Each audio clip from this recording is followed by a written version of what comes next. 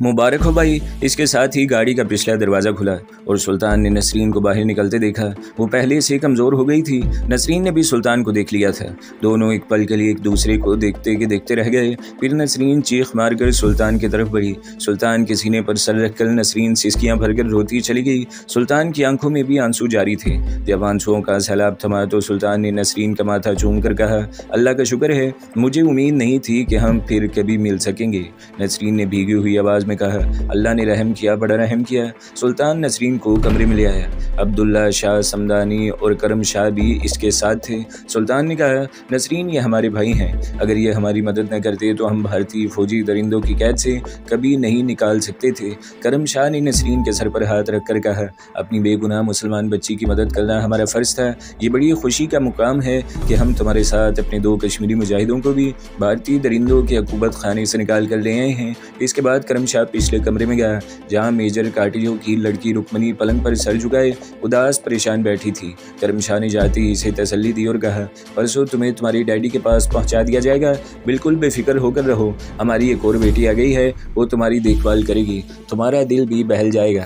करम शाह ने नसरीन को आवाज़ देकर अंदर बुला लिया। इसने रुक्मनी का तारुफ करवाया। इस दौरान सुल्तान ने नसरीन को सारे ड्रामे की तफसील बता दी थी। नसरीन रुक्मनी के पास गई। रुक्मनी ने इसे घूर कर देखा। नसरीन ने कहा, मुझे अपनी बड़ी बहन की तरह समझो। रुक्मनी ने कुछ न कहा और ज़रा परे हो गई। इसी रात करम शाह ने नसरीन और सुल्तान को इसकी वादी कश्मीर की तरफ रवाना कर दिया। अब्दुल्ला शाह और समदानी इनके साथ थे। ये आम रास्ते से हटकर पहाड़ियों में सफ़र कर रहे थे। अब्दुल्ला शाह और समदानी इन तमाम रास्तों से वाकिफ़ थे। ये जंगी रास्ते थे और छोटे बड़े टीलों और खड्डों में से गुजर कर जाते थे। करम शाह ने सुल्तान और नसरीन को इसलिए इसी रात जम्मू शहर से रवाना कर दिया था कि वह चाहता था रुक्मनी को मेजर काटिजो के हवाले करने से पहले ये दोनों दूसरी वादी में पहुँच जाएँ, क्योंकि इस बात का भरपूर इम्कान था कि लड़की मिल जाने के बाद मेजर काटिजो कश्मीरी कमांडोज को गिरफ्तार करने के लिए जम्मू शहर के इर्द गिर्द तूफ़ानी मुहिम शुरू करवा दें। तीसरे दिन करम शाह ने लड़की को अपने वादे के मुताबिक मेजर काटिजो के पास पहुंचा दिया। इसके फ़ौरन बाद करम शाह भी इलाके से निकल गया। 3 दिन बाद सुल्तान नसरीन को साथ लेकर अब्दुल्ला शाह और समदानी वादी कश्मीर की पहाड़ियों में अपनी हुर्रियत परस्त कश्मीरी मुजाहिदों तारक और अशरफ के ठिकाने पर पहुँच गए। करम शाह हुर्रियत परस्तों के दूसरे इलाके की तरफ जा चुका था, जहाँ पहुँचने के बाद वो भारतीय काबिज फौजियों के खिलाफ जंग आज़ादी कश्मीर में शरीक हो गया। नसरीन पर भारतीय हुकूमत खानों के तशद्दुद ने काफ़ी असर किया था।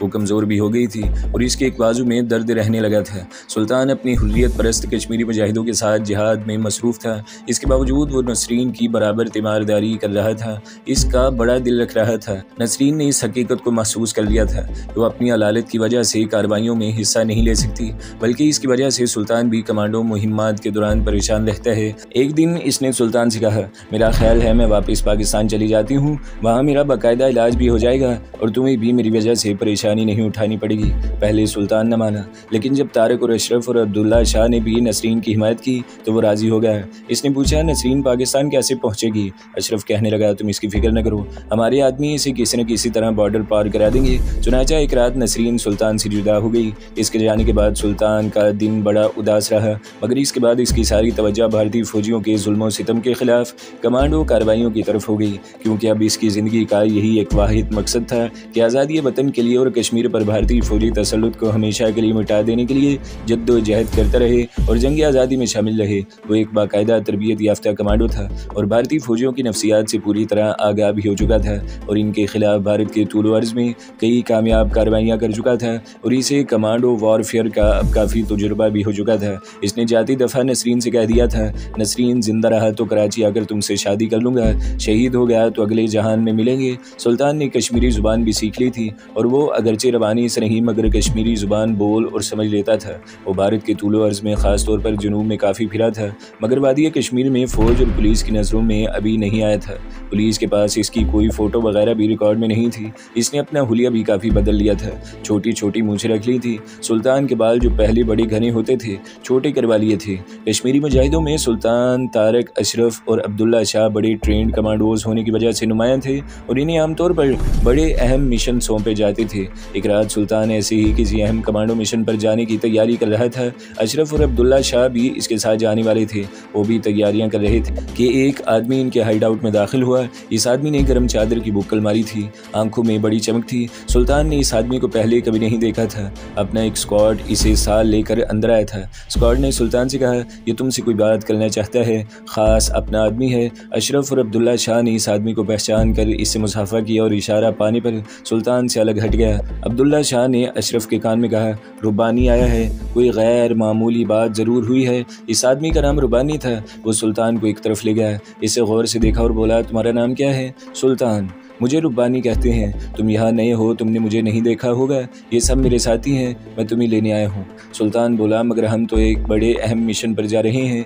इंडियन मिलिट्री का एक फौजी कानवाए पहाड़ियों से गुजरने वाला है। इसे रुबानी ने चादर हटाई। इसकी कमर के साथ हल्की स्टेन गन लटक रही थी।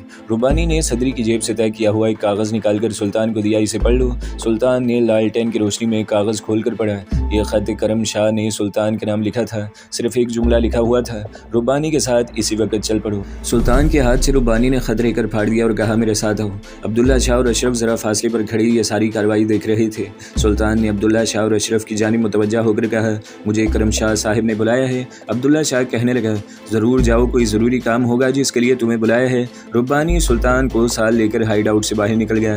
रात की तारीकी में वो पहाड़ी टीलों में से गुजरते हुए एक अच्छे रास्ते पर आ गए जहाँ रुबानी की जीप खड़ी थी। जीप के पीछे मुर्गियों के पिंजरे बने हुए थे। स्टीयरिंग पर एक कश्मीरी मुजाहिद अलर्ट होकर बैठा था। ये दोनों भी अगली सीटों पर बैठ गए। जीप चल पड़ी। रातों रात जीप इन्हें बेआबाद दुश्वार गुजार पहाड़ी इलाकों से निकाल कर इस इलाके में ले गई जहाँ कश्मीरी हुर्रियत परस्तों की खुफिया कमीनगाह बनी हुई है। करम शाह इसी जगह सुल्तान का इंतजार कर रहा था। करम शाह ने सुल्तान को उठकर गले लगाया, रुबानी को इशारे से रुखसत कर दिया। सुल्तान को समावार में से चाय प्याली में डाल कर दी। सुल्तान ने पूछा, शाह जी खैरियत तो है ना? करम शाह सबज चाय का घूंट भरने के बाद कहने लगा, मेरे अजीज़, खैरियत तो इस वक्त होगी जब कश्मीर भारतीय कब्जे से आज़ाद होगा। अभी खैरियत कहाँ? तुम इत्मीनान से चाय पी लो, तुमसे बात होगी। चाय के दौरान करम शाह साथी मुजाहिदों के बारे में पूछता रहा। चाय पी लेने के बाद करम शाह ने सुल्तान के करीब होकर कहा, सुल्तान तुम्हें ख़ास मिशन सौंपा जा रहा है। मैं ये नहीं कहूँगा कि ये ख़तरनाक मिशन है। हमारा कोई मिशन ऐसा नहीं होता जिसमें जान का ख़तरा न हो। मैं अपने किसी दूसरे कमांडो को भी इस मिशन पर भेज सकता हूँ। तुम्हें सिर्फ इसलिए भेज रहा हूँ कि तुम इस सारे इलाके से जहाँ तुम्हें भेजा जा रहा है अच्छी तरह वाकिफ़ हो, इन लोगों की ज़ुबान जानते हो और इनके रहन सहन को जानते हो। सुल्तान बड़े गौर से करम शाह की बातें सुन रहा था। करम शाह एक लम्हे के लिए खामोश हो गया। इसने मिट्टी के प्याले में अपना सिगरेट मसल कर बुझा दिया और कहने लगा, हम अपने वतन कश्मीर को भारतीय मकबूजा फ़ौज से आज़ाद कराने के लिए इंतहाई बेसरो सामानी के आलम में जंग लड़ रहे हैं, मगर हमारे पास जो सबसे बड़ा हथियार है वो हमारा मुहिब्बे आज़ादी है और हमारा ये यकीन और ईमान है कि हम एक दिन अपने मुल्क को भारतीय कब्ज़े से ज़रूर आज़ाद कराएंगे। फ़तह हमारी होगी। हमारे बच्चों, बूढ़े जवानों और ख़वातीन की कुर्बानियाँ रायगाह नहीं जाएंगी, इसलिए कि हम हक़ पर हैं और भारतीय हुकूमत ने अपनी फ़ौज के ज़रिए हमारे वतन पर ज़बरदस्ती कब्जा कर रखा है। ये सारी बातें तुम भी जानते हो। इन्हें दोहराने से मेरा मकसद ये था कि इन हालात में जबकि हमारी सारी जंगी हिकमत अमली का इन्हसार हमारी कमांडो और गुरीला कार्रवाइयों पर है, हमें बड़ी राजदारी से काम लेना है। कई बातें हम अपने साथियों को बता देते हैं और कई बातें हम इनसे छुपा भी लेते हैं और जब तक मुनासिब वक्त नहीं आता नहीं बताते। इस ज़मन में मैंने तुम्हारे सामने अपने एक जारी कश्मीरी सरफरोश मेहदी शाह का कभी जिक्र नहीं किया।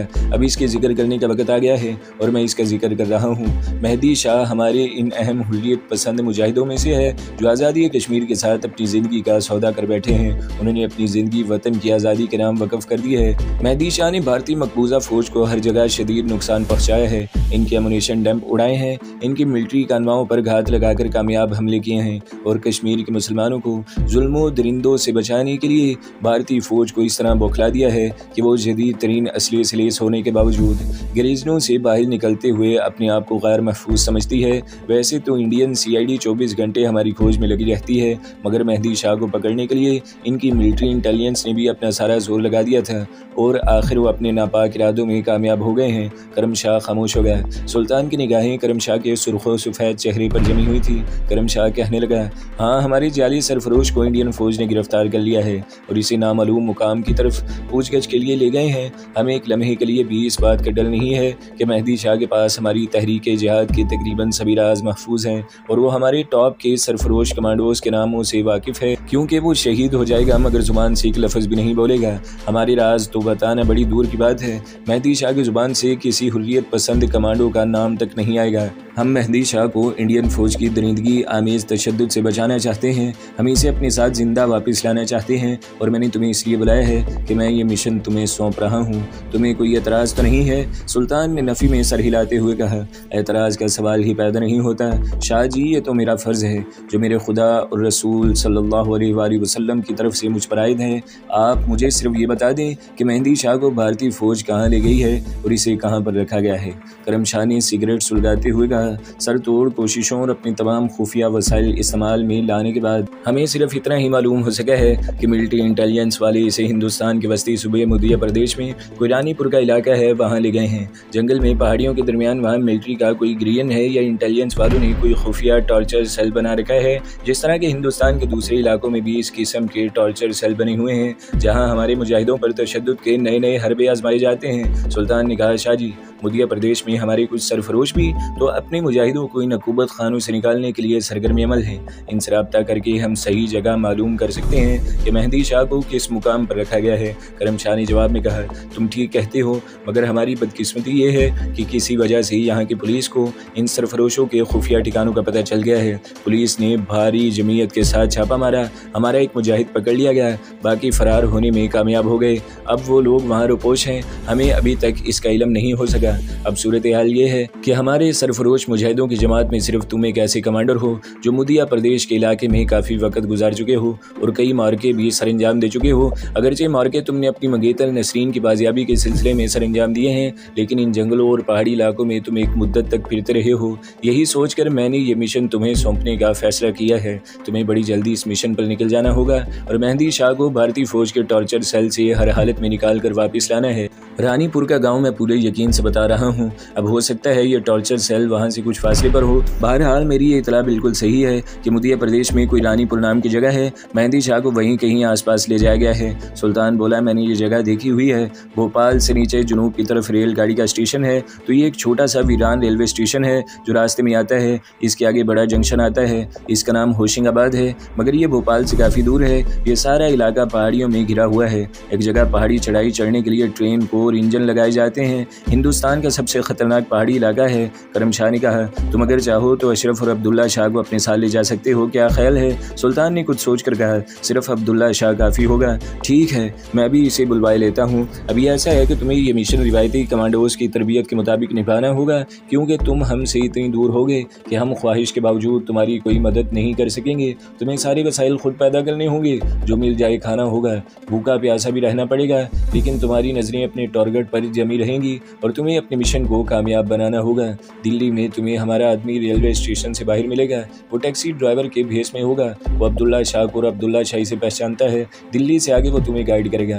अब तुम साथ वाली कोठरी में जाकर सो जाओ, मैं अब्दुल्ला शाह को भी बुलवा रहा हूँ, सुबह तुमसे बात होगी। इस जगह पर बनी हुई कमीनगाह में कुल 4-5 कोठरियाँ थीं। ये सब कुछ ज़ेरे ज़मीन था। सुल्तान कोठरी में जाकर लेट गया। कुछ देर तक वो अपने मिशन की पेचीदगियों और मुश्किलात पर गौर करता रहा। फिर इसे नींद आ गई। आंख खुली तो एक मुजाहिद इसे जगा रहा था। करम शाह और अब्दुल्ला शाह इसका इंतजार कर रहे थे।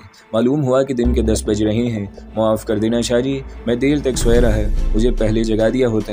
मैं चाहता था कि तुम जी भरकर सो लो, शायद इसके बाद कई रोज़ तक तुम्हें सोना ही नसीब ना हो। करम शाह ने यह कहकर अब्दुल्ला शाह की तरफ इशारा किया। अब्दुल्ला शाह को भी मैंने पूरी तरह ब्रीफ कर दिया है, सब कुछ जहन नशीन करा दिया है। यहाँ से सूरज गुरूब होते ही तुम्हें एक गाइड के साथ निकल जाओगे। वो तुम्हें पीर पंजाल की सुरंग तक ले जाएगा और वहाँ तुम्हें एक दूसरे गाइड के हवाले कर दिया जाएगा।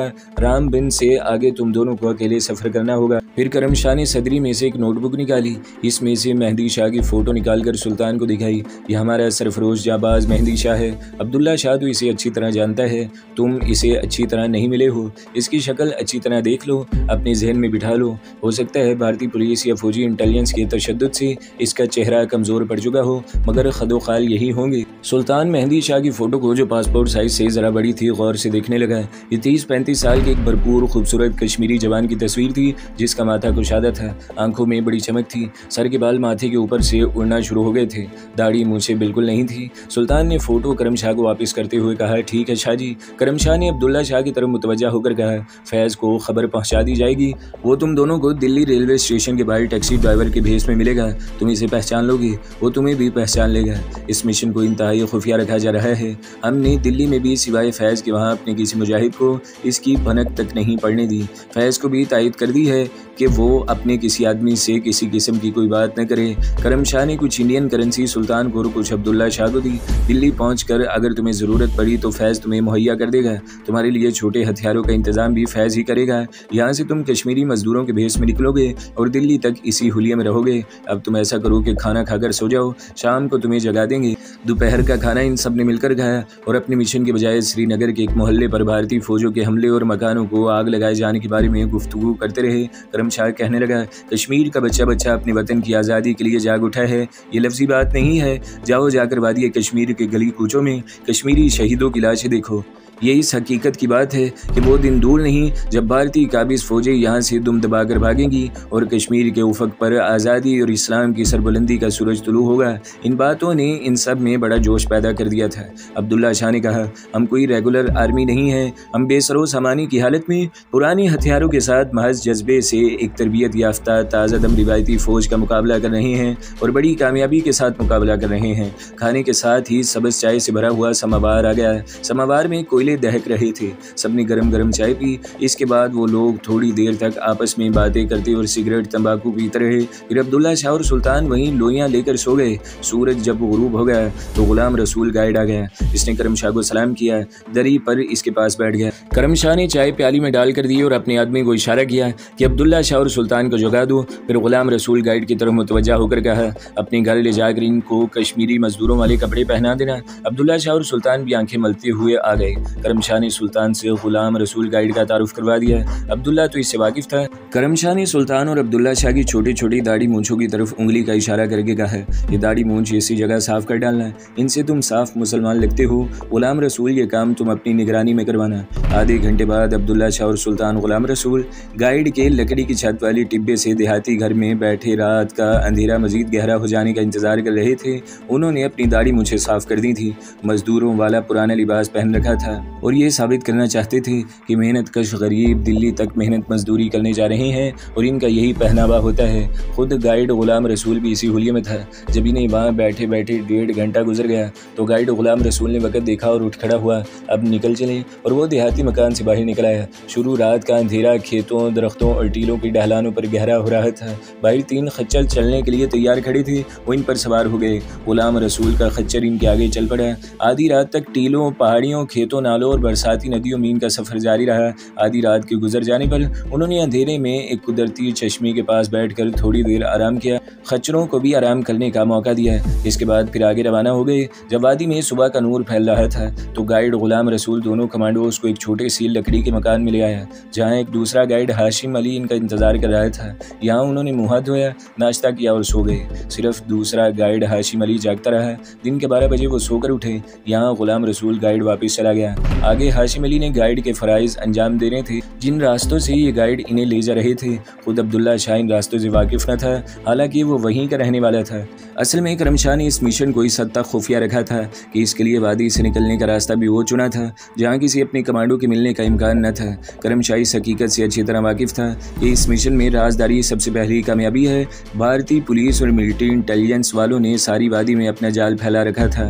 अगर किसी तरह किसी जरिए से भारतीय इंटेलिजेंस को ज़रा सी भी खबर मिल जाती कि 2 कमांडोज मेहंदी शाह को निकालने के लिए चल पड़े हैं तो बहुत मुमकिन था कि अब्दुल्ला और सुल्तान जम्मू जाते ही पकड़ लिए जाते और अगर यहाँ से निकल जाने में कामयाब भी हो जाते तो मेहंदी शाह इन्हें मुदिया प्रदेश में कहीं नज़र नहीं आ सकता था। इसे मिलिट्री इंटेलिजेंस कहाँ से कहाँ ले जा चुकी होती। यूँ ये इंतहाई अहम मिशन खाक में मिलकर रह जाता। और मेहदी शाह की वापसी भी तकरीबन नामुमकिन हो जाती। दोपहर के बाद हाशिम अली गाइड की रहनुमाई में दोनों सरफरोश कमांडो आगे चल पड़े। बाकी सारा दिन वो सफ़र करते रहे। जहाँ से चढ़ाइयाँ शुरू हो जाती हैं वहाँ उन्होंने खच्चरों को छोड़ दिया। कुछ देर पैदल सफ़र करते रहे, फिर एक लारी में सवार हुए और चढ़ाइयाँ चढ़ते हुए वहीं से उधमपुर और रामबिन की तरफ रुख कर लिया। इसकी वजह यह थी कि हाशिम अली गाइड को ख़ास तौर पर हिदायत की गई थी कि वो अब्दुल्ला शाह और सुल्तान को जम्मू नहीं ले जाएगा, बल्कि कठुआ से नीचे जलंधर होशियारपुर वाली लारी में सवार कराएगा, क्योंकि जम्मू इन कमांडोज के लिए ख़तरनाक शहर साबित हो सकता था। एक रात उन्होंने रामबिन की लारी अड्डे पर सैर की। अगले दिन कठुआ जाने वाली लारी में सवार हो गए। यहाँ से दूसरा गाइड भी इनसे जुदा हो गया। आगे इन्हें अकेले ही सफ़र करना था। अब्दुल्ला शाह और सुल्तान जैसे तजुर्बाकार कमांडोज के लिए ये कोई मुश्किल काम नहीं था। मकबूजा कश्मीर की फ़िज़ाओं में कदम कदम पर इन्हें ख़तरात का सामना था और वहाँ सिक्योरिटी भी बड़ी सख्त थी। इस इलाके से निकलकर वो पंजाब के मैदानी इलाके में आ गए। सुल्तान भी इन इलाकों से काफ़ी वाकिफ़ हो चुका था। जलंधर से इन्हें दिल्ली जाने वाली ट्रेन मिल गई। वो अलग अलग डब्बों में बैठे दिल्ली तक हर स्टेशन पर उतरकर प्लेटफॉर्म पर एक दूसरे के करीब से गुजर जाते। वो आपस में कोई बात नहीं करते थे, बस एक दूसरे को देखते, आंखों ही आंखों में एक दूसरे की खैरियत मालूम करते और फिर अपने अपने डब्बे में सवार हो जाते। दिल्ली के स्टेशन भी वो एक दूसरे से अलग अलग रहे, मगर इनका आपस में नजरी मिलाप कायम रहा। अब्दुल्ला शाह आगे आगे था क्योंकि वो अपने खास आदमी टैक्सी ड्राइवर फैज़ को पहचानता था। गाड़ी रात के पिछले पहर दिल्ली पहुंची थी। फैज़ को इतला मिल चुकी थी वो स्टेशन के बाहर टैक्सी स्टैंड पर टैक्सी लिए मौजूद था। इसकी निगाह ने अब्दुल्ला शाह को देख लिया। अब्दुल्ला शाह ने भी इसे देख लिया। करीब आकर अब्दुल्ला ने फैज़ से पूछा, क्यों भाई टैक्सी खाली है? इतनी देर में सुल्तान भी वहाँ आ गया। दोनों टैक्सी में सवार हो गए। अब्दुल्ला शाह फैज़ के साथ वाली सीट पर बैठा था। टैक्सी स्टेशन से निकली तो फैज़ ने कहा, सुल्तान यही नौजवान है। अब्दुल्ला शाह ने फैज़ से सुल्तान का तारुफ करवाया। फैज़ ने सुल्तान के सलाम के जवाब में वालेकुम अस्सलाम कहा और खामोशी से सड़क पर नजरें जमाए गाड़ी आगे बढ़ाता गया। कहने लगा, अब्दुल्ला शाह कोई CID वाला तो पीछे नहीं लग गया था? नहीं, हमने हुलिये ही ऐसे बनाए हुए हैं कि किसी को शक नहीं पड़ा। हाँ, यहाँ कश्मीरी मजदूरों को टैक्सी में देखकर पुलिस वाले को शक न पड़ जाए। फैज़ ने कोई जवाब न दिया। इसका एक हाथ स्टीयरिंग पर था, दूसरे हाथ से इसने जेब से सिगरेट का पैकेट निकाला, इसे खोलकर मुंह के पास ले गया, दांतों से सिगरेट पकड़कर बाहर निकाला, इंजन के लाइटर से इसे सुलगाया और कहने लगा, अब्दुल्ला शाह, मैंने भी मेहदी शाह का पता चलाने में कोई कसर नहीं छोड़ी। मिलिट्री वालों ने खुदा जाने इसे किस जगह गायब कर दिया है। अब्दुल्ला शाह ने तो कोई तशवीश के साथ पूछा, तो क्या मेहदी शाह का कुछ भी पता नहीं चल सका कि वो कहाँ है? हमें तो ये खबर मिली थी कि इसे भोपाल से होशिंगाबाद की तरफ रानीपुर गाँव के पास जंगल में किसी खुफिया टॉर्चर सेल में छुपाया गया है। तो दोस्तों, अगली किस्तें सुनने के लिए हमारे चैनल को सब्सक्राइब करें, वीडियो को लाइक करें और बेल के आइकन पर भी क्लिक कर दें ताकि हर जो आने वाली वीडियोज़ हैं वो आपको सबसे पहले मिलती रहें।